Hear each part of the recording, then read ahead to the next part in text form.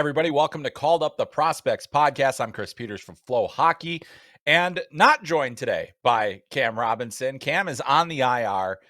He got back from his trip from Sweden and is a little bit under the weather, so we are going to forge on without our fearless co-host. So apologies to everyone that was looking forward to seeing Cam's smiling, shining face on this podcast. He's out this week. We expect him back next week, and certainly looking forward to getting back. But since we had to take last week's show off because both of us were on the road, we didn't want to leave you hanging. So we're going to fix that today with a Q&A. I know a lot of you have been asking for us to do a Q&A. We will do one when Cam comes back as well, but have some questions that we will answer today. We're also going to talk a lot about the NHL Draft and the 2026 class because this has been a big week for that on a number of fronts. I was at the QMJHL Prospects Game, and then also NHL Central Scouting announced their ratings, their preseason watch list. So we'll talk about that as well. And a couple of our other regular segments we'll do Beyond Belief with just me, and you have to pick one with just me. So we'll see how that goes. With a solo and no called up challenge because it's hard for me to ask myself questions that I already know the answer to, although that would help improve my record in that regard. But before we get started with today's show, I want to remind you that FloHockey is the place to be for all of your streaming needs right now. As I'm recording, I'm watching Djurgårdens play Örebro in the SHL. So if you're a US subscriber, you can watch the SHL. ECHL and SPHL got underway last weekend. Our last two leagues launched. I was in Greensboro, North Carolina for the dawn of the Greensboro Gargoyles. Can't wait to bring some content from that back to you. But also the AHL is fully underway and we are flying so far. It's been a great season. Lots of high-end prospects, lots of guys performing at a high level, and a lot of teams showing great improvement year over year. So you want to check that out. And of course, the OHL, the QMJHL, the USHL, junior hockey across Canada. We have so much for you on FloHockey. So don't forget, hockey hits harder on Flow. Get that annual subscription. You will not regret it. There are so many great reasons to watch. And one of them is there are a lot of NHL draft prospects that will be on FloHockey throughout this season. We're going to talk about some of them here, some that are on Flow, some that aren't. But we're going to talk about the 2026 NHL draft class and do a little bit of an NHL draft check-in. So I will kind of fly through this a little bit in terms of what we're keeping an eye out. And I think this week was important because the NHL Central Scouting list came out in terms of the A, B, and C graded prospects. They also have W rated prospects and then players that they have limited viewing on. Hundreds of players made the list and dozens upon dozens, more than 100 you can see on FloHockey this season coming from leagues like the USHL, the OHL, the QMJHL, some players from the OJ and the AJ also making the list, and a number of players that you'll be able to see in college hockey games as well. So plenty to look at there. As we look at the NHL Central Scouting list, 27 players received an A grade. So only 27 players. Of course, there are going to be 32 picked. And I think that is a bit indicative of the general feelings towards this class. Now, everybody talked about Gavin McKenna at the start of the year. We're going to talk about him too here and the somewhat slow, I guess, start, or slower than what people were thinking would be the start for him. But also as you go further and further down the list, it really thins out pretty quick in terms of the players that teams are getting really excited about. I think a number of players have also underperformed relative to their preseason expectations, which happens every time in a draft year. But that's one of those things that you just kind of go within the season. But as you look at the list, you also see some of those guys that had dramatic improvements at the beginning of the season probably raise their stock quickly enough to get that A rating from Central Scouting. Now, it's important to note, Central Scouting, they kind of operate like the 33rd NHL team where they're trying to put a list together, putting the best players on there. The preliminary watch list doesn't give you a ranking, but these A grades are players they think could be in the first round, B grades being second or third round, C grades being fourth or fifth round, and then W grades being sixth or seventh round prospects, and then limited viewings or otherwise listed are on there as well. So players that, they maybe don't have a good enough read on yet to put into a status. But getting back to that A-rated players, there were a number of players, that were no surprise. Gavin McKenna being one of them. But there were some players that I didn't necessarily expect to get an A rating, but I think it's deserved based on how they've played so far. And that's actually two OHL players, Brooks Rogowski of the Oshawa Generals and Caleb Malhotra of the Brantford Bulldogs. And I'll tell you what, Malhotra has been really impressive on a really good team. He's made a lot of plays. He, played in the BCHL last season. He was a player that was going on the college track, staying on there, and because of the rule change, he decides to go to the OHL, and now he's on a mega team, and he has this opportunity to play with great players like Jake O'Brien, Merrick Van Acker, a number of other players, Adam Banak, a number of players that I think are really, really impressive. And I think that Caleb Malhotra has shown early on in his young OHL career that there's a lot more to him. That he is definitely taken a step this season. I think that he's played at a high enough level where scouts are taking notice. He's got decent enough size. He's very skilled. And he's averaging well over a point per game at this point. 16 points in 10 games so far this season. So I think that's really good to see as well. Last year with the Chilliwack Chiefs, he didn't exactly light the BCHL on fire. So I think a lot of people were not necessarily looking at him as a premium prospect coming into this year. Like he was a guy that certainly could work his way towards that. And I think it kind of still remains to be seen in terms of if he will ultimately be a first-round draft pick. How much of that production is relative to being on one of the best teams in junior hockey in Brantford and all those other things. Because last year, 26 points in 44 BCHL games, even though he was a rookie in that league, still maybe underperformed relative to what the expectations were for him as a rookie. Now he's, fast forward and he's got this going with Brantford. He's still committed to Boston University. He's obviously got NHL bloodlines, the son of Manny Malhotra. But I think Caleb is just really kind of starting to take off this year. And so that's been really exciting to see. The other guy that I mentioned is Brooks Rogowski. And Rogowski is a really interesting player on a number of fronts. He was pretty much an unknown at one point. And I think that was really, he gets this opportunity with Oshawa. He played in the Hlinka Gretzky Cup this year, played with Oshawa last season. But where did he get drafted from? Where did they take him out of? Michigan high school hockey. He was playing for Detroit Catholic Central. And, while Michigan has great hockey, most of the players that are of high school age are playing AAA hockey and he did play some AAA, but he primarily played with his high school team as a 15-year-old. And so Rogowski gets the opportunity, drafted by Oshawa, goes to Oshawa last season. And then you've got him playing at a high level this year with Oshawa, averaging a point per game, had a great showing at the Hlinka Gretzky Cup. He's huge. He's 6'6". He's got some ridiculous size. So everybody's going to be looking at it. But if you can be a point per game player at his size, at his position as a natural, as a guy that could potentially play center, he's committed to Michigan State. This is a guy that has a lot of upside. And so Central Scouting sees that. They give him the A grade. I completely agreed with that one. I think that what I've seen from Rogowski is this is a player that has taken a step from year over year. You got the size factor on top of that. So now you've got a player that's in the mix.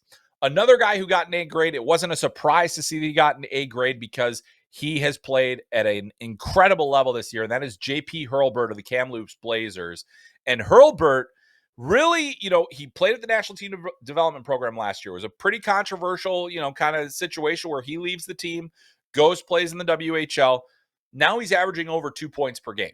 He's 24 points in 11 games. He cannot stop scoring goals. He's committed to the University of Michigan. He's a native of the Dallas area, played for the Dallas Stars AAA program there, the elite program. And now, he was fine last season. I did not see this coming. I thought he would perform better in terms of, having the role and also being kind of a go-to guy and a highly offensive player. But he goes to Kamloops and he has exploded offensively to a degree that I did not expect, to the fact that he is one of the top scorers, is the top scorer in all of junior hockey right now. And because it's a contentious thing. Whenever a player leaves the NTDP, either mid-season or before their 2 years are up, there have been a mixed bag of results in that. And there have been, I think back many years ago, a player that followed a similar path was Emerson Edom. He went to the program, played in his U17 year, left early, went and played for Medicine Hat. He ended up becoming a 60 goal scorer in the WHL and was a first round draft pick. But there are a lot more players that left before their 2 years were up, and you really never heard from them again. There were, they maybe got drafted later or they didn't get drafted at all. But we also saw last year, Cullen Potter goes to college, goes to the Arizona State, becomes a first-round draft pick. Will Horkoff leaves during the season to go to the University of Michigan, becomes a first-round draft pick. So it hasn't hurt players when it used to be kind of a bad sign. So that's an interesting thing. That's something to keep an eye on, especially with Hurlburt. If he continues to play at this level, it's going to be pretty remarkable. And I think you look at, the decisions that maybe have to be made for USA Hockey down the road, the under-18 World Championship. Do you bring him back if he's available and not playing for Kamloops? Is he a World Junior option? I'm going to tell you right now, there's probably zero chance he's going to be on the World Junior team despite the production this year. Those players typically do not get invited to camp. And I know that that's one of those things where, it's politics. Well, it is to a certain extent, but at the same time, younger players from outside of the NTDP, it just usually does not happen for them to go. And I think that that's partially because of, hey, you've typically have the best players in your program. But it's going to be interesting because I think this is a relatively down year once again for Americans in the draft. We're going to talk about that in our segment later, but really, really challenging. And it's just remarkable to see what Hurlburt has done this year, because I can tell you, I thought he was going to play very well in the WHL. I did not see this level of dominance that we've seen from JP Hurlburt at that level. So clearly things are going well. All right, let's talk about some of the other guys, the guys that maybe you're a little bit more familiar with, the guys that you've heard about. And I want to start with Gavin McKenna. We've talked a lot about his transition to college hockey. First weekend, I thought it went very well for him. As the weeks have gone by, we've seen a little bit of maybe, I will say, unsustained impact. He is averaging a point per game, still really solid. But you look at the way that Penn State has struggled. They struggled to split with Clarkson, had a really tough couple of games against Long Island University. LIU, by the way, their home games on FloHockey this year. But LIU, didn't make an impact really in that series.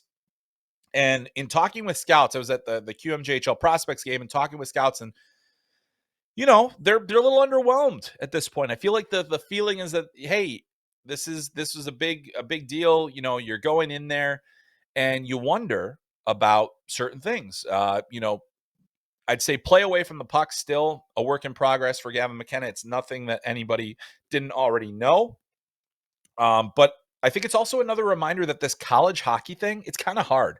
You're playing against older players. You're playing in a new system. You're also playing with different guys, different ages, all sorts of different things. And you've also got whatever elements are going on in the background, whether it's classes, whether it's, whatever you're doing away from the rink and all those other things. And it's an adjustment for young players. And he's, a young, true freshman in Penn State. And so I'm not concerned. I want to say that full stop. I do not think that Gavin McKenna has suddenly, this is not going well for him. But I will say that I think that as other players elevate this season, it puts more pressure on McKenna. And any little stumble, as we saw with James Higgins last year, can lead you to tumble down the boards. Do I think that we're going to see the same thing for McKenna as we did for Higgins? I don't think so, just because I also don't think that the class has necessarily elevated yet to surpass him. But there are players playing extremely well that now you have to watch out for. And if you're Gavin McKenna, it's time to turn it up. I think a lot of people expected Penn State didn't have a very strong non-conference schedule. And the expectation was that was going to be the time for McKenna to stack points, because it only gets harder once you get into Big Ten play. Penn State has only lost one game. Their veteran players have really stepped up this year. They've seen a lot of those older players, JJ Webush and others that Zamarsico, that I thought were going to be hugely impactful players for them this year, that are now doing it. And Charlie Serrato, another one who's played really, really well. So this is a team that still has national championship aspirations. And the thing that I think if you're Penn State, you're happy about is we know we haven't seen Gavin McKenna play his best hockey yet. That is to come. I fully expect that. But it is a little bit, hey, he's a little bit kind of off his game a little bit. And so that does cause a little bit of concern. Also in college hockey, Keaton Verhoff. He's got 2 goals already. I think he's starting to gain a level of comfort. He hasn't been a dominant player. He hasn't been playing massive minutes for North Dakota yet. They had a great series with the University of Michigan Minnesota with a split in a great rivalry series. We saw some really good performances there. I think Verhoff is continuing to get there, but it's guys like Ethan Belchetz and Ivar Stenberg that are really starting to push the envelope for that top of the draft class. And I'd say in Belchetz's case, he has 10 goals already this season in 16 games for Windsor. Now, Windsor is another one of those super teams. He's playing on a great line.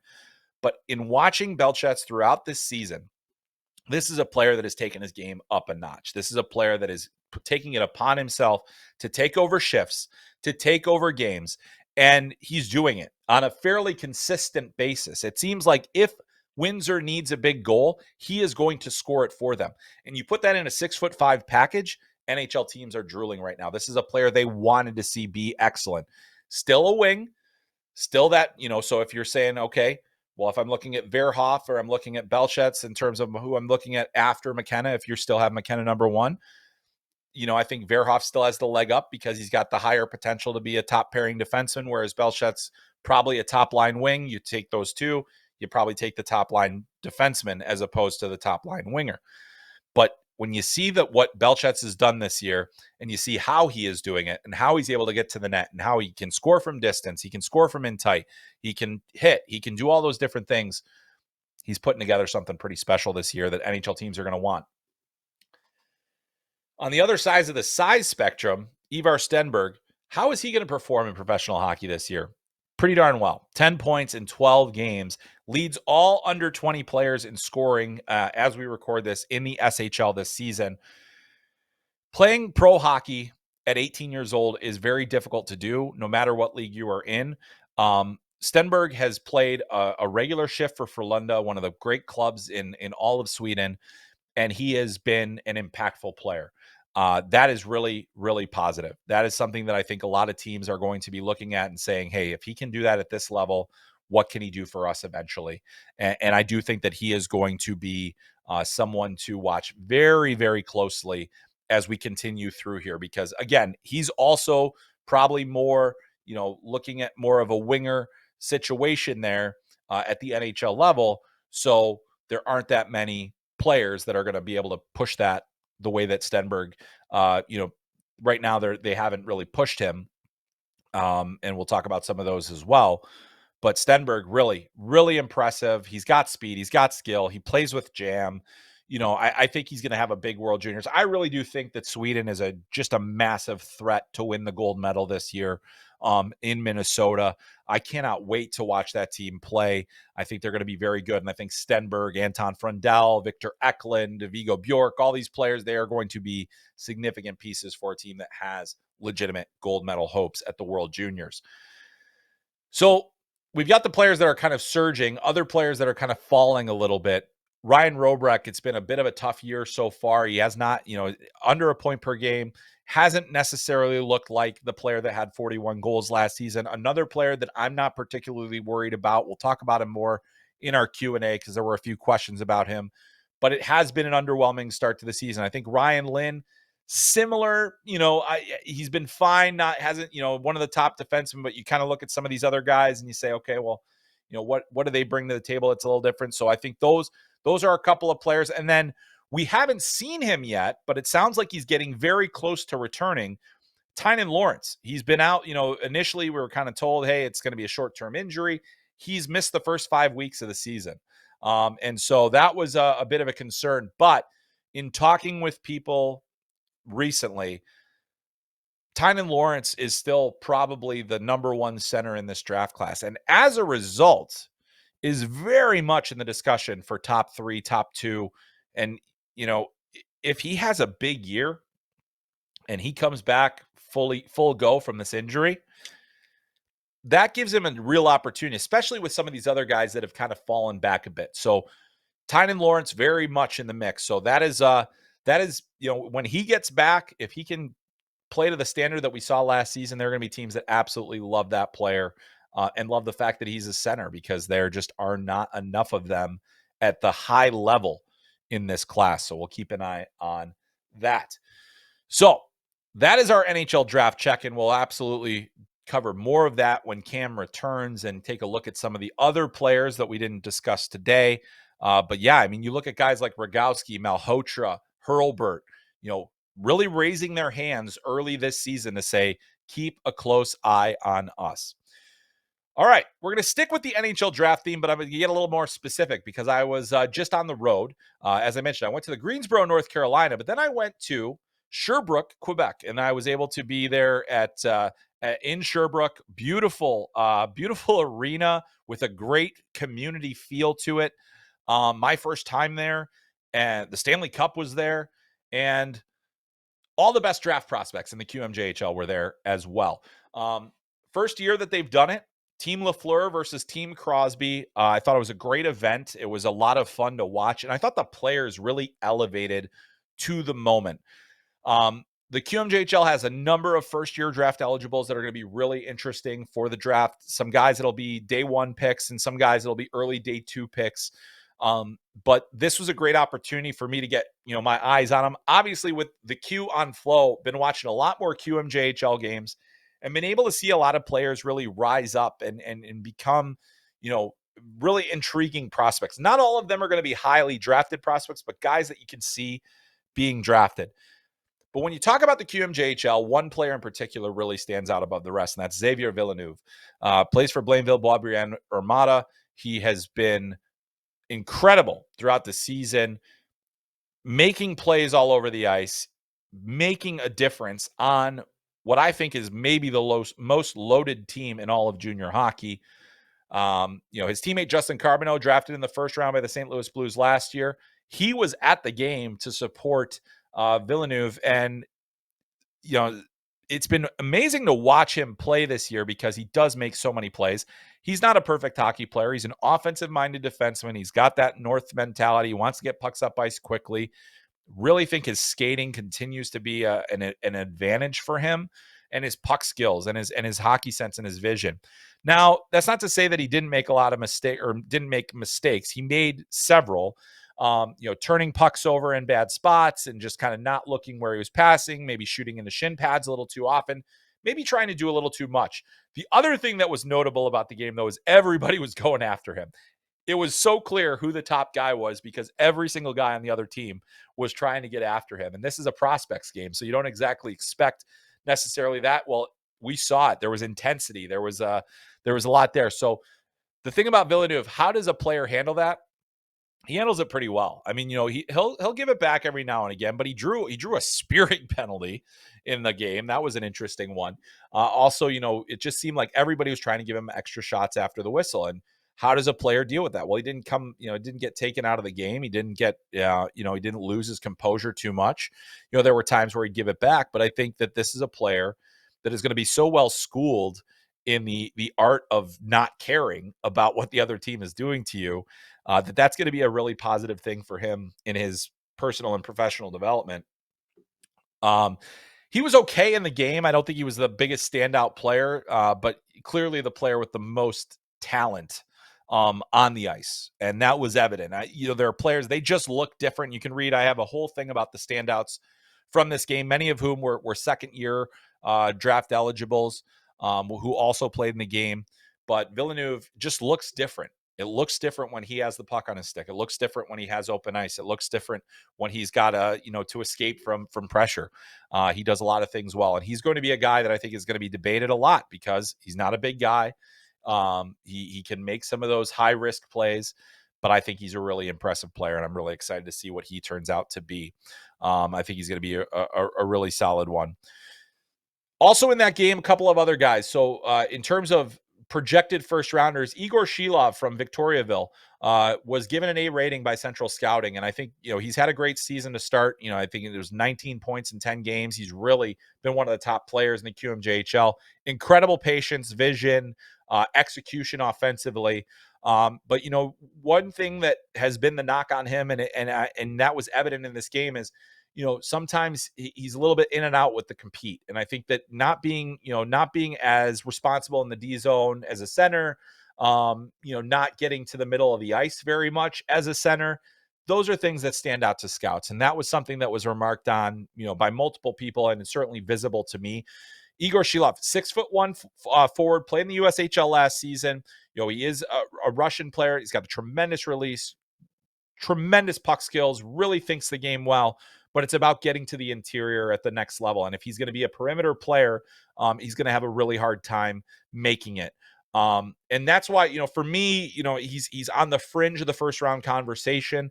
No question, the skill is there. It's all about the extra stuff. Can he do what is needed to win hockey games? And that is to get to the middle of the ice, be a bit harder to play against, and engage physically. And I think that that's going to be a really important piece for him to figure out as he gets going. But, Shilov, he added some great plays, some nice assists in the game. Certainly stood out from the offensive standpoint. And as far as the QMJHL prospects go, really impressive player. One guy I would have liked to have seen a little bit more from in the game, though I did see flashes of it, was Oliver Zmernieks, and plays for St. John Sea Dogs now, was in the USHL last season. I think there are a lot of teams that feel he could be a first rounder. He's 6 foot even about, but he's sturdily built. He's very strong. He's difficult to knock off the puck. And every now and again, you're going to see a little bit of those pops of skill that he has. I just would like to see him finish plays better. I'd like to see him complete more, of his passes and maybe get some better shots off. But he's not afraid to go to the middle. He's not afraid to drive the net. He's not afraid to challenge defenders one-on-one. All of those things are really good. And I think that he's going to be a very difficult player to play against. The question is, what is the role going to be for him as he gets into the NHL? I think he could play kind of in the middle of your lineup, maybe in the bottom of your lineup. If he shows a little bit more skill, more scoring, a little more touch, he's going to be a guy that could potentially be a top sixer for you because of the style that he plays and the matchup advantages he can give you. But that is a player that I think is really, if he can just kind of take it up a notch, in terms of the skill and finish some more of these plays, he's got a chance to be a first round draft pick. So we'll see how his season progresses. He'll play for Latvia at the World Juniors, played for them last year. This is a player that I think has a tremendous amount of potential, and that'll be really interesting to watch. Another guy who maybe didn't have a ton of notoriety coming into the game, but I think people will at least perk up about him after, is Tommy Blyle from the Moncton Wildcats. Another American player that went to the Q this year. Moncton has a number of Americans that decided to play there and playing for Gardner McDougall. Here's the thing about Tommy Blyle. Incredible skater. Like, this guy has moves, and he's able to move well. North-south, he's got multi-directional skating ability. His edge work is phenomenal. He closes on pucks very well. He's got a good defensive stick. And the big thing that I want to see from him going forward, just again, similar to Mernieks, complete a few more plays, make a few more things happen, have that vision, have that decisiveness to make the quick play. I thought he took care of his own zone well. I want to see a little bit more offensively from him because I think it's in there. You see little flashes of him walking the blue line, him doing a couple extra things. I got a lot of time for that player. I'm really excited to see where he ends up. As the season progresses, he's a late 07 birth date. So I'm really looking forward to seeing what Tommy Blyle is able to do throughout the season in Moncton, because I do think he's probably an earlier day 2 pick with what I saw there. If he can continue that, maintain it, I think he's going to be, a solid mid-round pick for an NHL team. Last guy to touch on is the goalies. Last guys, that there are 2 goalies who got B ratings from Central Scouting. Jacoby Weiner from Moncton, also Jan Laris from Drummondville, and then the guy who got a C rating, but I think is really interesting, is William Lassell from Rimouski. Now, he doesn't have the prototypical size as those other 2 guys do, but he was the only goalie to not allow a goal in the QMJHL Top Prospects game. He is 6'1", so he's right on that cusp of where the NHL teams are starting to get a little bit concerned about size. He didn't have the cleanest game. There were a lot of pucks that he tracked well, but maybe didn't finish the save. We had a little trouble with some rebounds and different things, and not holding on to pucks as well. But you see the tools and the awareness and the hockey sense that he has, and I think that's going to carry him. And if you're a goalie that's below 6'2", that hockey sense has to be at such a level where you're making those reads and those plays quicker. And that is what I thought we saw from William Lassell. So really, really fun. I want to commend the QMJHL on a really fun event. I hope they continue it because this was the first time they've done the prospects. Now that we have the CHL USA game coming up next month, fewer players get that showcase. So now with the OHL and the QMJHL doing their own prospect showcases, it gives us another opportunity. So it was great to see those players on the same ice. As I mentioned, a lot of guys that were second year eligibles that were on the ice out there that had a really nice showing. But again, I have more players. If you want to learn more about that event, go to FloHockey.tv where I have a full story breaking down my standouts and notes on some of the more notable prospects that participated in the game. All right. So since I'm flying solo today, I wanted to make sure that at least it wasn't just me droning on and on about everything. So I wanted to give you guys the chance to ask questions. And while you'll still have to hear me drone on about the actual question and then answer it, at least this is coming from someone else's brain. So hopefully it's a little bit better. So let's go to our listener Q&A. We've got a number of topics. Nothing was off limits. And we're going to start here with Nico. And Nico says, which three forwards should the Blackhawks draft if they're drafting in the top 5 in 2026? All right. Well, Nico, good question. I think the Blackhawks have a great chance to draft in the top 5, maybe not in the top 3. We'll see. You never know. It's been an interesting team to watch so far this season with Bedard and Nazar and some of the other young fellas really stepping up here early on. But in terms of what Chicago could really use, I mean, I think you're ecstatic if you're in a zone where you can get Belchetz, who gives you size, who gives you scoring ability, another guy that's a weapon. When you consider that you've got both Nazar and Bedard, who are sub 6 foot centers, to add a 6'5" winger with size would be a huge benefit. I think that would be a player that would fit there. I think, if you're looking in that range, Tynan Lawrence, even though he's a center, I think that's a player that plays a style that kind of maybe reminds you a little bit of the way that Macklin Celebrini plays and has some more of that two-way capability, has skill.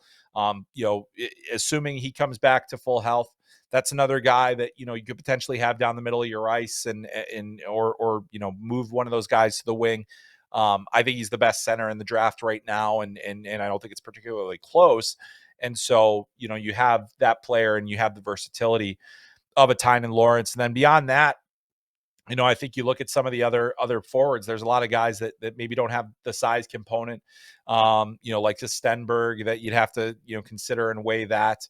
Mathis Preston, another guy, doesn't necessarily have the size component, but has the skill ability and other things. So, I think if you're drafting in that top 3 range or top 5 range, you're hoping one of those guys is available to you. Though the way things are going right now, I feel like those guys could be gone. And let's say Gavin McKenna does slip. Is that dream a possibility to have both Gavin McKenna and Connor Bedard, the pride of the WHL, on the same roster? But I would say that, to me, Belchetz and Lawrence are the guys that would look, that would probably fit the best in terms of where the Blackhawks are and what they need within their system. And like I said, they've got plenty of centers, but I don't think you can ever have too many. And if you're in that range, Lawrence looks like he could be a very strong pick. All right. Our next question comes from Sludge Williams here. And this question is, we're seeing a strategy of more teams slowly working in their 18 and 19-year-old players instead of sending them back to the CHL. It's case by case, but do you think the strategy is going to work in the long term? Here's what I'll say. I think it's a risky strategy. I think it's a risky strategy because as we just saw Brady Martin get sent back, he had only played 3 games with the Predators, and their whole rationale is, hey, you need to play more, and we don't have the ability to put you in enough. We're going to see what if the Ducks decide to do that with Seneca. We'll see what, Berkeley Catton slowly worked in by Seattle. Misa slowly worked in by San Jose. Kindle sounds like he could, potentially be with the Penguins for the rest of the year. And he's playing fairly regularly. Here's the thing about that. Think about other things that have happened. Remember Matthew Poitras? Matthew Poitras started the season with Boston much earlier than anticipated. They needed center help. He gets in there. Well, they sent him back to the AHL. Sent him back, into junior. And, now he's still trying to work through it. And there are a number of players that has happened for. It's actually more common. Like you look at Leo Carlson being slow played into the NHL. That kind of worked. But now you've got these other players. And I think, to me, just from a pure developmental standpoint, it can work, but those players have to play. And I feel like they have to play in roles that are built for success. They can't be fourth liners. They can't be, they're not good enough typically to drive even the third line. So if they're not going to be drivers with you, why keep them? So I don't think this is going to be a widespread thing. And the reason I don't think it's going to be a widespread thing is because the rule could potentially change as early as next season. Excuse me. So you got the next year, the rule potentially being that you could select certain 19-year-old players to go play for your AHL team. I think NHL teams would be more amenable to that than forcing these players into the NHL. Part of the reason they're keeping them is that these players have extended and shown enough over the course of their junior hockey careers to suggest that they've done enough. Now, I would say that's not necessarily true of guys like Jet Luchenko, Ben Kindle, obviously Brady Martin, Michael Misa to a certain extent, though I think his junior career, having been an exceptional status player, gave him a bit more of a head start. But I think like Misa and Sam Dickinson and others like that are great candidates to potentially go play in the AHL for a period of time, as opposed to going back to junior. Now, I think the junior leagues are still very, very strong, and that these players have plenty that they can learn by going back there. Teams now are not as concerned about burning the first year of an entry-level contract. What they're more concerned about is that 40 games where then that starts their UFA clock. And so they're, once they've played 40 games, they've got 7 years until UFA status. So if they don't, that slides 1 year. And so that's a really key thing. So I think more teams are saying, okay, maybe we'll play this player more than 9 games. But you might see what like Seattle did. Seattle kept Shane Wright for as long as they could, sent him to the World Juniors, went back to junior, full year in the AHL, then got called up, and now he's looked good. That can work for certain teams. And I think that could potentially be a blueprint for some things. I think like is Misa going to benefit if he's only playing every third, fourth, fifth game? And are the Sharks going to benefit from having a player on a team that can't seem to win? Those are the questions they have to weigh. Next year, it would be much easier to send that player to San Jose Barracuda. Now, nothing has been finalized or decided on that front, so there is still a lot to kind of think about. But for me, that is a really, really intriguing situation that they've got going over there with all these younger players. They're basically like, hey, like Berkeley Catton, is it going to benefit him going and scoring 200 points in the WHL next year? Probably not. And there's probably a lot of things these guys can learn. I think in the case of Ben Kindle, being around Sidney Crosby, Evgeny Malkin, Chris Letang, all those great veteran players for an entire year, what kind of education is that? It's going to be amazing. Now he's got to come back next year and be even better. So I think that this is not necessarily a trend, but it is teams wanting more control over how their players are developed, who they're practicing with, who they're playing with, how much ice time they're getting, all those things. And I just think teams feel more comfortable. They can also do that at the AHL level, which is why I think we're going to see a very hard push for that rule to change, for the CHL to get a little bit younger. And I know people fear that, but I think as we've seen in this year, the CHL, they lost quite a bit of talent. They gained quite a bit of talent that they would not have had otherwise. Guys that were on a different track and would not have gone into their league are now in their league, and that has made the league sustain a pretty competitive level of hockey, even if you're not getting the Porter Martones and the Gavin McKennas and those guys to stay as long.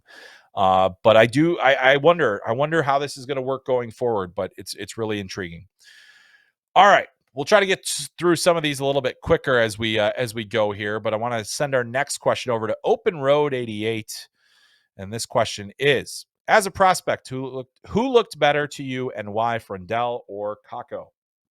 All right, so Kaapo Kakko, I feel like it's really easy to forget how good his draft season was. And between the two's draft seasons, it's not close. It's Kakko by a lot.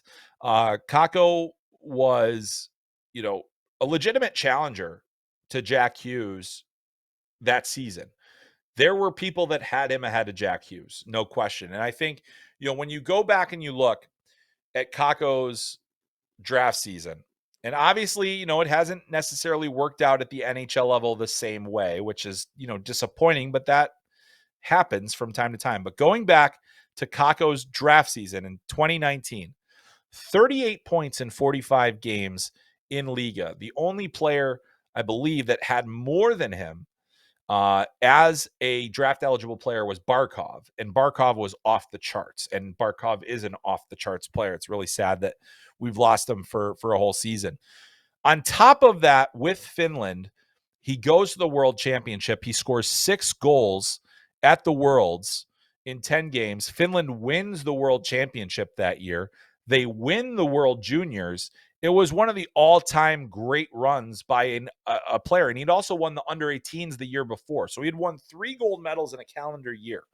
So Kakko was a far better looking prospect on paper. He also performed better. Here's the thing about Anton Frendell. Now that we're seeing him in his draft plus 1 season, he has 7 goals heading into today's action. As I mentioned, Djurgården's playing right as we're talking. But he had 7 goals in 12 games in the SHL, his first 12 games in the SHL, and he's been scoring. He scored a Michigan goal. He's got a hat trick already this year. So he's starting to build. But this season for Kakko, at the same time, Kakko went right into the NHL. And I think in hindsight, that was the wrong decision. And it's easy to look at that in hindsight, but we also think about where we were in the world, 2019 to 2020.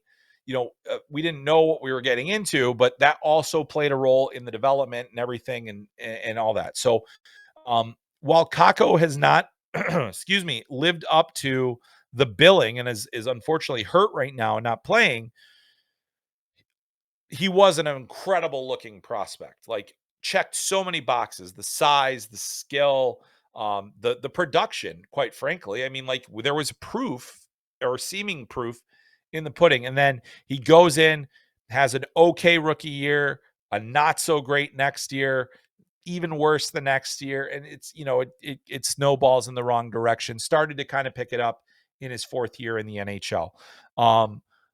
I think if you look at where Frendell is right now, development wise, he's in a similar vein in terms of, the size, the skill, the different things that he's able to accomplish. I think he's going to be a really, really strong player. But, I think sometimes we forget how good Kakko was. And I actually like this question an awful lot from Open Road because, you think about it, how does Frendell look relative to Kakko? And as I mentioned, draft seasons were not close. Kakko, huge advantage there. Following year, a little bit of a different story. And obviously we're judging on different sets of criteria. So a little tough to say there. All right, let's move to our next question. This one comes from Puck Talk. Who is a player outside of the top 10 you think has the best chance to become a star? Well, I think that the top 10 in terms of what we're looking at for the draft this year is, it's still very fluid. I think that it's hard to say exactly who's going to be inside the top 10 of the draft this year. I think that there's a lot of things that make it difficult to really predict what those guys are going to be. But as I look kind of at the outset of who I think will slip out of the top 10, I wouldn't be shocked if Xavier Villeneuve goes outside of the top 10. And if he does, I think he would be the guy that has the best chance to be a star. The reason I say that is you look at the way that the NHL is going, you look at how these undersized defensemen that hold the puck, that keep the puck on their team side, that make plays with it, how much of an impact they're making at the NHL level. Now, the counter argument is that are they going to win Stanley Cups with that style of player? I guess it remains to be seen because I think, as much as Cale Makar is among the most skilled, there's a physical component to his game. There's the speed factor. There's all these other things. But, I think that's going to be the question that people are going to ask of Quinn Hughes and Adam Fox and Lane Hudson and all these players. But I do think that Villeneuve is in that category. I think he's probably closer, I don't think he's going to be the next Quinn Hughes, but I do think that he's got that chance to be, to have an arc that is similar to what we're going to see with Lane Hudson. And I don't know if he'll necessarily put up 60 points as a rookie or 60 assists as a rookie, but I do think that Villeneuve has a lot of these special qualities. And I think he also has the competitive edge to potentially make it. So I would say him. I think another guy to kind of watch out for that I think a lot of teams are starting to really circle, and he very well could go in the top 10, is the Swedish defenseman Malte Gustafsson. He's got size. He's got the mobility. I don't think he's necessarily going to be a guy that gets you out of your seat, but I do think that he's had a really strong start to his season. He's got, some big moments under his belt already. So I would be intrigued to see if some of these guys that are among the defensemen that kind of fall outside of that group will potentially get there. But it's tough to say right now exactly where everybody is going to end up. Especially now that we've seen Central Scouting and different things, but I think that there's still a lot for us to figure out about this draft class. We've seen, a number of guys have not played. Oscar Hemming still dealing with a transfer situation, hasn't played for Kitchener. He's another guy that maybe he's outside of the top 10, could potentially be a really intriguing scorer with size. So those are some of the names to kind of keep an eye out for. I know they're not unknown names, but they're names nonetheless. And then one other guy that I really did think that was having a great year until he got hurt and unfortunately wasn't available for the QMJHL game is Lars Steiner, Swiss player, plays for Rune Noranda and the QMJHL. He was off to over a point per game start. Just think he has a lot of tools that would potentially help him at the NHL level. So a guy to keep an eye out for sure. So that hopefully answers your question there. This next one comes from Nabil, and Nabil asks, what's up with Ryan Robrick this year? Doesn't look like a top 20 guy, let alone a top 5 that some are projecting him as. I think it's a really fair point. I mean, like, you look at Ryan Robrick, and he was coming into the season with this idea that maybe he could be a top 5 pick. He was the highest scoring player returning to junior hockey in terms of goals scored this season. And you watch Niagara, and they started the season a little bit shaky with having some guys at NHL camps. Robrick, obviously draft eligible, wasn't in an NHL camp, so he was kind of there. Didn't see him really elevate or carry the team at all, which I think was one of the first things that people had mentioned about his season so far. Then you go and you kind of look at what he did last season. You're saying, where's the guy from last year? Under a point per game, has 5 goals, only 3 assists so far. Not an amazing start to the season. But here are the things I've noticed. Needs to engage more physically. I think he needs to he's not a mean player. He's not an overly physical player, but this start is reminding me a little bit more of like Porter Martone's start last year. And he had a good, strong finish.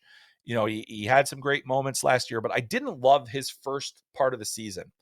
And you always wonder when it's a draft year, are these guys in their own head? What's going on? I think for Robrick right now, it's get the head down, get north and south, try to get to the middle a bit more, and maybe get out of your head a little bit as well, and allow yourself the opportunity to just play a little bit freer. Because at this point, we haven't necessarily seen him take the step that we were expecting. Last season, 87 points, 41 goals in 64 games. If you just looked at his production so far, the points pace he's at right now is 31 goals and 50 points. So he's well off of his pace from last season. I think it's just, we'll see. But he needs, the pace has not been amazing. And I just think that if he can find that little extra bit of jam in his game, he's going to be able to kind of close some of the gap here and become a more impactful offensive player. Niagara was also dealing with some injuries at the time. Brady Wasselin was out for a bit. Will they kind of pick it up? They've been one of the teams that I think are most intriguing to watch. And guess what? You can watch them this Friday on Friday Night Face-Off, OHL games. Every Friday night, we've got free OHL games on social media. And this week, you'll be able to see if Ryan Robrek has a breakout game, like it seems, his chief competition for top pick in the OHL, Ethan Belchetz, has been doing pretty much all season. I think that's the other thing that has hurt the perspective or the perception of Robrek, is because he was so far ahead of Belchetz last season. Now Belchetz looks like he is surpassing Robrek. So something to keep an eye on for sure. Thank you very much for the question, Nabil. All right, next one comes from Scotty, and Scotty asks, which draft eligibles have you been surprised at this point in the season? JP Hurlbert, Ryan Robrek. Yes, on both fronts. I've definitely been surprised. Hurlbert, for me, is the guy that is so spectacularly surprising, because you go back to last season at the national team program, 37 total points, 31 of which came against teams in the USHL. At the under 17 challenge last year against his own peers, 3 assists, no goals. So you're saying, well, he was one of the most highly touted kids coming into the NTDP that season. You're kind of like, didn't see it. He goes to Kamloops this year, 11 goals, 13 assists, 24 points in just 11 games. He's on pace for 148 points, 68 of which would be goals if he stays on this pace. Now, I don't think he's going to be a 68 goal scorer, but I do think he's going to have a big season. He's not a big guy, 5'11", closer to average size. He is a right shot. He can score. He can make plays. He's having an amazing season. And so, what a story too. A kid from Allen, Texas, grew up idolizing the University of Michigan. He's going to go to the University of Michigan, but with this little pit stop over in Kamloops, which is owned by Dallas Stars owner Tom Gagliardi. So you've got, multiple connections, and it's all clicked. It's just all clicked. And, I think the WHL this season looks, in terms of, I think this is kind of true throughout junior hockey, is like there's been this adjustment period. We've lost a lot of veteran players to college hockey. There's a bit of an adjustment, maybe not as many older, wiser guys that can give it to you a little bit more. But what Hurlbert has done this season is nothing short of remarkable. So I'm really, really surprised, pleasantly so, by him this season. And in a year where it looks like the Americans are going to be scratching and clawing for a number of first-round picks, this is a guy that's making a case early on to be just that. So he's surprising. I would say that Robrek's season has been a little bit surprising as well. I think that I thought Gavin McKenna would manage the transition a bit better than I feel like he has so far with Penn State. So that's another bit of a surprise thing. I said I'm not worried about him, and I still maintain that. I think he's going to be fine as the season progresses. But yeah, there's a lot of these kind of surprising things. And I think that the biggest surprises will be, learned later in the year, because I do think we're in for a similar season to last year where, after a first several picks, there's not going to be a lot of consensus. It's going to get a little bit crazy. So I think that is something to keep an eye on as the season progresses. All right, let's move on to our next question. And this one comes from Blackhawks Fanatic. And he wants to talk about one of the hottest prospects outside of the NHL. What do you guys think of Roman Kantserov's season? And can you guys see him translating at the NHL level?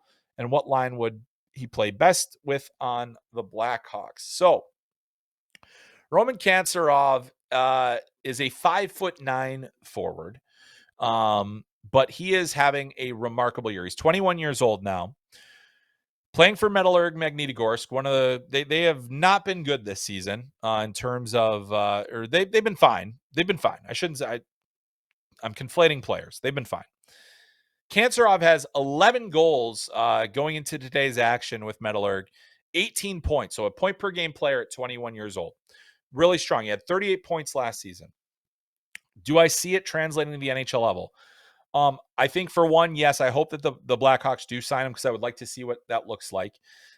Two, I'm not 100% convinced that he is going to immediately make an impact for the Blackhawks once he does eventually sign.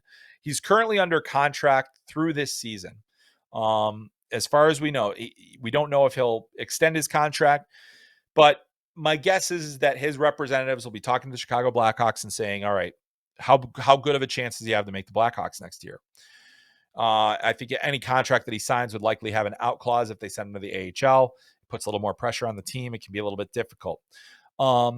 At his size and his tenacity, I think Kancerov has a real chance. I think that you would probably want to try to find the right mix of players for him. Maybe it's Nazar with his ability to go get pucks and be more, more of that two-way guy.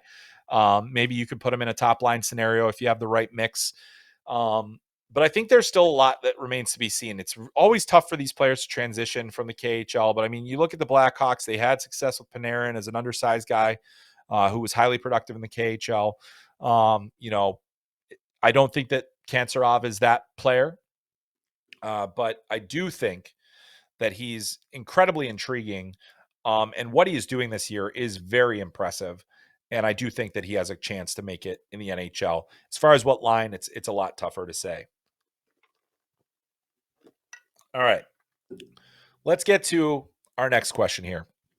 And we go to the AHL for this one. And this question comes to us from Austin. Austin asks, excuse me, thoughts on Tristan Luneau and him still being in the AHL.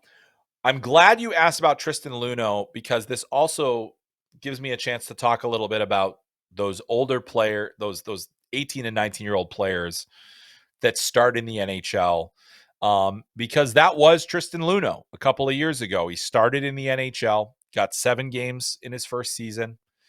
Then he went to the AHL, got 6 games the next season, played primarily in the AHL, and last season had a breakout year in the AHL. 52 points, 59 games, really outstanding. I think a lot of people were expecting him to take that step and maybe make the Ducks this year. Didn't happen. He's back with the San Diego Gulls.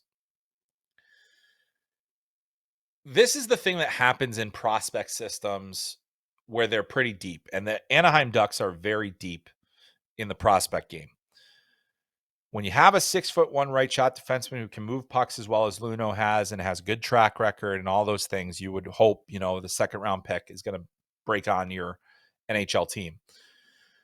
But the issue that he is running into is that the Ducks they have players. And the thing is that eventually you run out of space for all the players that you want to put in your lineup.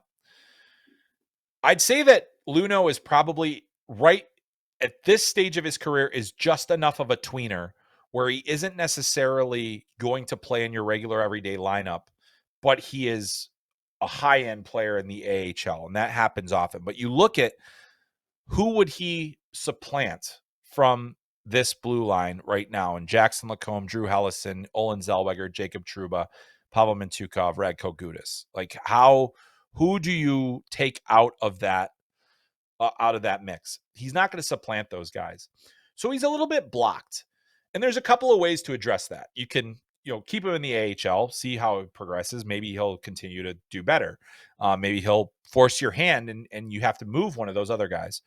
Or he becomes a bit of a trade chip. Now, a player like him, he's kind of, like I said, he's kind of in that in-between right now where he's a really exceptional AHL player, but maybe not an everyday NHL player. And that's a hole that players sometimes can't force their way out of. What I'll say about Luneau is it's way too early to make that assessment. I don't think, I think he still has a lot of things that he is yet to accomplish in his career. He's only 21. He's in the AHL. He's in a good spot. He did miss a chunk of the 23-24 season with injury. So you're also still getting him back. Am I concerned that he's in the AHL for a third season? Not at all, especially considering the year lost to injury. Did I think that he was going to make the Ducks out of camp this year? I didn't, because of what I mentioned, the depth that they have. Now it's up to him to elevate. It's force the team's hand either to get you into the lineup or to trade you. And that is the two kind of options that they're going to face. So that's what I see. I'm not concerned about Luneau being back in the AHL. It is going to be harder for him to find his role given what the Ducks have currently, but we'll see what happens there.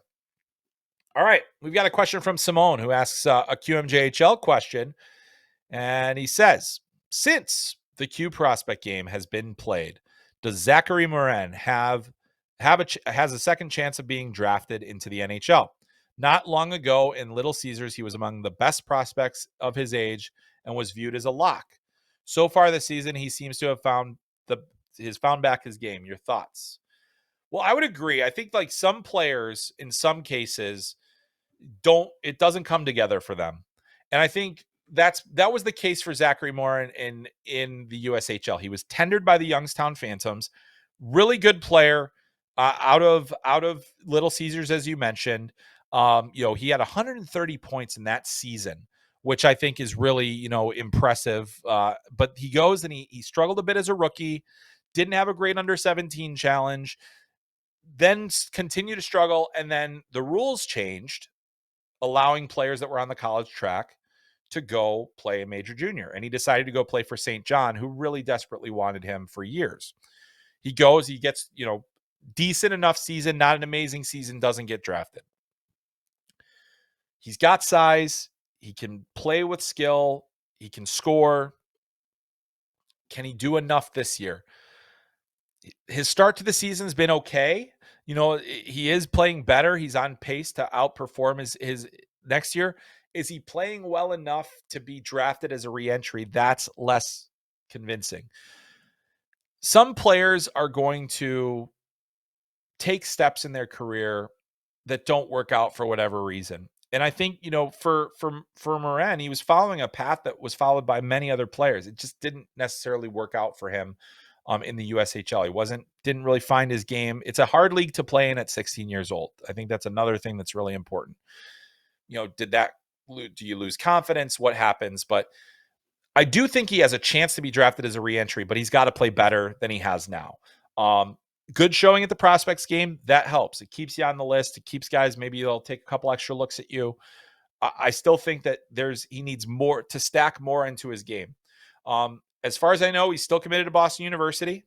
By the way, BU had a huge contingent at the QMJHL Prospects game. I can't tell you how weird it is having gone to enough top prospects games in the CHL to see college coaches there recruiting.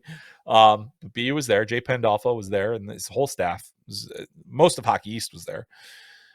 But now it's up to Zachary to kind of elevate, and I think he can. I think that he showed in that game, that there's still a player that can be, a high-end performer. And I liked what I saw in the QMJHL Prospects game. So it's on him to take that next step. All right. I got one more question, but it came via DM, so we won't throw it up on the screen. I'll just read it for you real quick. And this one came to us from a Winnipeg Jets fan who said, I'm interested in your impression of Edison Engel in the OHL so far. His point production has been consistent, and it's a big jump from his production last season in the USHL. It is.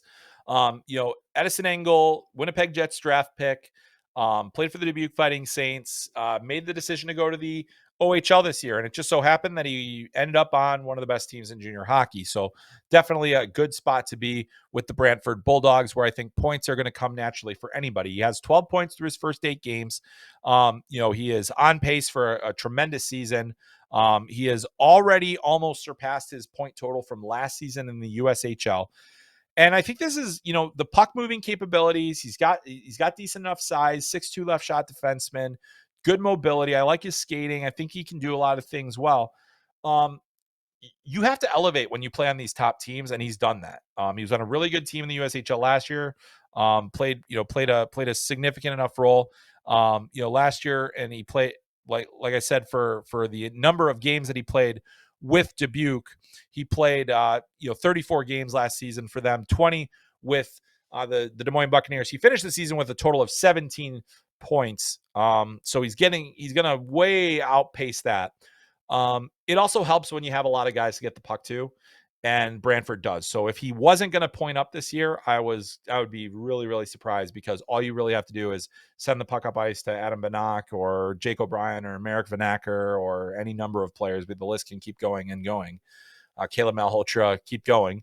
But I think it's a really great step. And I think for Engel, who's committed to Ohio State, it's an opportunity for him to kind of become more of a top player, learn the ropes a little bit more. And I'm excited to see exactly where he goes from here. But, I think that if you're the Winnipeg Jets, you have to feel confident about his progression and where things are going. So a really good player. So thank you all for your questions. Those were great. A lot of good stuff from you guys, and really happy that you were able to share them. So hopefully Cam's back next week, and we'll get a Q&A with the two of us involved. So instead of me getting all the hate, he can get some of it too. That's why we exist here. All right, folks, we're going to wrap it up with a couple of our segments here. Beyond Belief, it's usually easier when there are two people here, but I'm just going to ask myself two questions. This is where we give each other a statement, and we decide whether it is a beyond belief or believable. And this one is interesting because as you look at the NHL Central Scouting, you will probably notice there is a dearth of American players. So the question or the statement I am going to read to myself and decide whether or not it's beyond belief is there will be more Finnish players selected in the first round than American players this season. There are 3 A-rated prospects that are from Finland. You've got Oscar Hemming, you've got Savanto, Oliver Savanto, and you also have Juho Pipparainen. And that's 3 right there. Okay, interesting. Now, there are multiple Americans in this list. Among them, J.P. Hurlburt, Nikita Klepov. You also have Chase Reed. You have Brooks Rogowski. And you have Luke Scherer. So there's 5 Americans right there.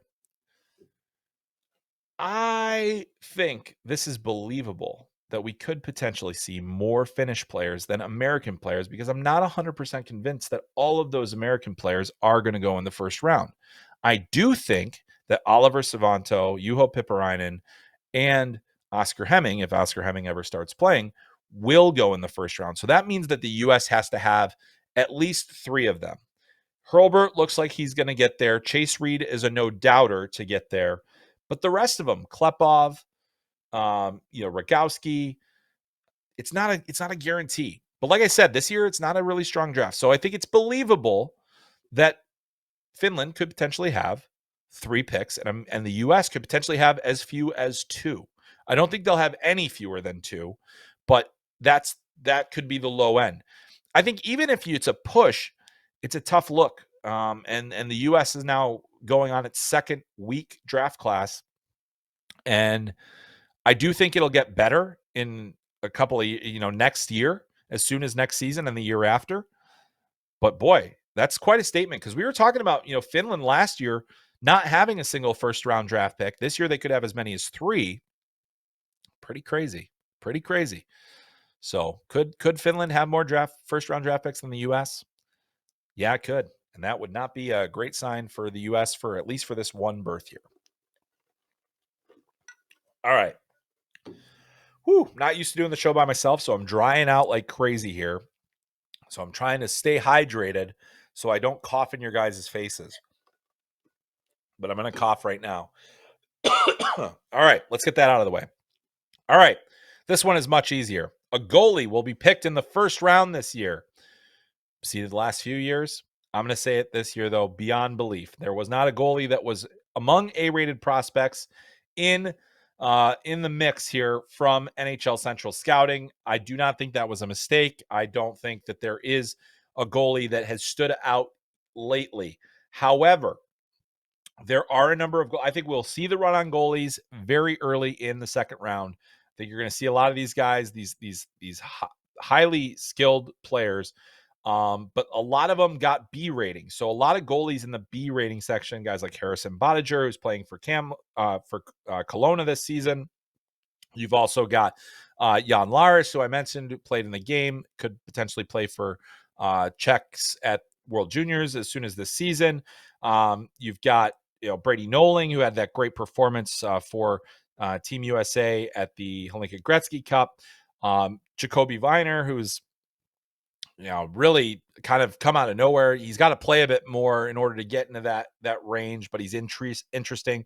William Lassell, who we saw at the QMJHL Prospects Game, So I think that there's going to be a significant run on goalies in the second round, but I do not think we will see one go in the first. All right, so you have to pick one, and I can only pick one. This is in honor of Ryan Warsofsky, because the San Jose Sharks coach had everyone taken aback when he said that he would probably give up one of his kids for a win. And I got to say, that was a tough one. And you know what? Here's the thing: when you're in the storm, as they are, the Sharks are having a tough time. They are fun to watch, but they're just not winning hockey games. So what would you do? Would you give up one of your children, or would you need a win? Say you're in a long, and this is the, we'll caveat it, a long losing streak. I have 2 kids.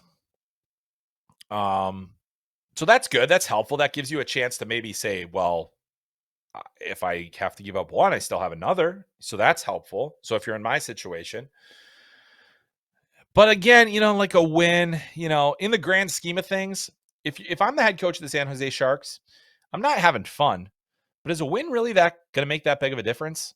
Are we still so far away from really being competitive at all?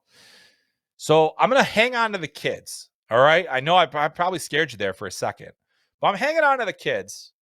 I would not give them up for a win, but I completely understand where Ryan Warsofsky is coming from, because I think there's a level of desperation that comes with the situation that the Sharks are in. And, you look, and it seems like Chicago, they have not fully turned the corner by any means necessary, but they're getting results and they're getting some of their young players to step up. The Sharks are not getting results, but this is a process for them. I think you just got to kind of ride it out. So it's unfortunate, but if you were to give me the choice between my children, having to give up one of my children, or a win in the National Hockey League, I'm making the choice, and staying married, by the way, by choosing the child. And it's a lot of fun. Kids are a lot of fun, especially right now. Both of them are playing youth hockey. It gets a lot. It's really fun to chase them around, but hoping that the Sharks, get a couple of wins so that the Warsofsky family can stay intact. Also, I'm not sure how that transaction even works, but we'll have to see. All right. Well, hopefully we'll have Cam back next week. Thanks for sticking with me on a solo show back like when I used to do the old Talking Hockey Sense podcast. I did this all the time, and now I'm reminded why I don't want to do that anymore. So we can't wait to have Cam back. Cam, get well soon. We'll see you soon. And certainly, if you are a fan of hockey and you are a fan of watching NHL Draft Prospects, I was talking to a bunch of scouts this weekend that said, hey, I'm at games and I still got my FloHockey app open. I can flip through all the games that I'm not at to see how things are going. And I think that's a great way to do it. So get your FloHockey subscription now. Make it an annual. Get it all the way through the playoffs. Don't even think about it for the rest of the year. And then watch literally thousands of hockey games all year long. AHL, ECHL, OHL, QMJHL, USHL, SHL, all sorts of hockey, so you can watch the very best that the hockey world has to offer. Make sure you do it. Also, subscribe to this podcast. Leave a kind rating and review on your app of choice, and certainly leave us comments on our YouTube page. You can watch this. If you can download this anywhere on audio, or you can watch us on YouTube and via the Flow Sports app. By the way, for those of you that own Samsung or Vizio TVs, the FloHockey app is now available on your smart TV. So you don't have to go through the Fire Stick. You don't have to go through casting. You can have it right on your TV. As a Samsung TV owner, I got to watch it last night. Looks great, easy to navigate, and I cannot stress enough how much hockey there is on that thing. So I hope you guys enjoy that. A lot more coming from your pals here at FloHockey. Also, make sure you're reading us at FloHockey.tv. Huge thank you to Amanda for producing today's show. Thank you to everyone that sent in questions. Get well soon to my partner, Cam Robinson. And thank you for watching. That is going to do it for this week's episode of Called Up the Prospects podcast. I'm Chris Peters. We'll see you next time.